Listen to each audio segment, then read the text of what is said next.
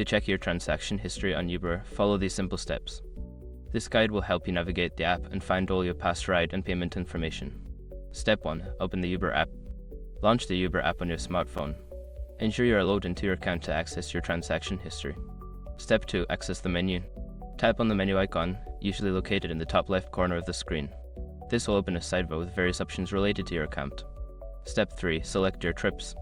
From the menu, find and select the Your Trips option. This will take you to a list of all your past rides and trips. Step 4. Choose a trip. Scroll through the list of trips to find the specific ride you want to check.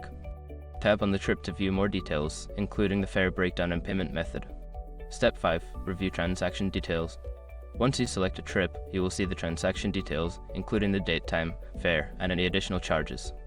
You can also find options to download the receipt or share it if needed. Now you can easily keep track of your Uber transactions.